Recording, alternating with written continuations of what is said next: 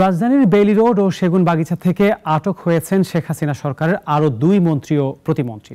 এ নিয়ে গ্রেপ্তার এমপি মন্ত্রীদের সংখ্যা ছাড়িয়ে গেল 2 ডজন।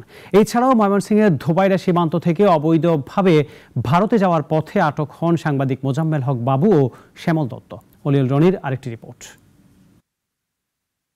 1.5 দশকের বেশি সময় ক্ষমতায় থাকা দেশের ঐতিহ্যবাহী ও পুরনো রাজনৈতিক দল আওয়ামী লীগ, সে দলের সাবেক এমপি, মন্ত্রী, উপদেষ্টারা এখন ভুগছেন আটক ও মামলার আতঙ্কে। গ্রেপ্তার এড়াতে কেউ দেশের মধ্যে যেমন গা ঢাকা দিয়েছেন নিরাপদ স্থানে, কেউ আবার সীমান্ত পাড়ি দিয়ে বিদেশে অবস্থান নিয়েছেন। তবে যে যেখানেই থাকেন না কেন, মামলা থেকে রেহাই পাননি কেউ। তবে যারা দেশে ছিলেন এমন 2 ডজনের বেশি এমপি মন্ত্রীকে আটক করে আইনশৃঙ্খলা বাহিনী। সাবেক প্রধানমন্ত্রী, বেসরকারি শিল্প বিষয়ক উপদেষ্টা সালমান এফ রহমান ও সাবেক আইনমন্ত্রী আনিসুল হককে আটকের মধ্য দিয়ে শুরু হয় এই মিছিল।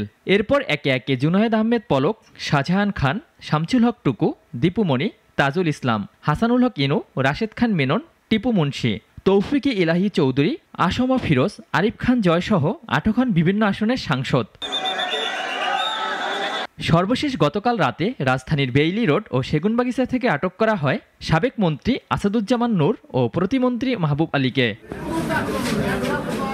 অবৈধভাবে ভারত প্রবেশের পথে সীমান্তে আটক হন 71 টেলিভিশনের ব্যবস্থাপক পরিচালক মোজাম্মেল হক বাবু ও দৈনিক ভোরের কাগজের সম্পাদক শ্যামল দত্ত। আর তাদেরকে পালাতে সহযোগিতা করায় আটক করা হয় 71 টেলিভিশনের সিনিয়র রিপোর্টার জেমসন মাহবুবকে। গত 1 মাসে আওয়ামী লীগের বিভিন্ন পর্যায়ের নেতাকর্মীদের নামে 268টি মামলা হয়, যার মধ্যে 130টি মামলায় আসামি করা হয় সাবেক প্রধানমন্ত্রী ও আওয়ামী লীগ সভানেত্রী শেখ হাসিনাকে। এছাড়াও নাম উল্লেখ করে আসামি করা হয় 26,264 জনকে, আর অজ্ঞাতনামা আসামি করা হয় 1,68,555 জনকে।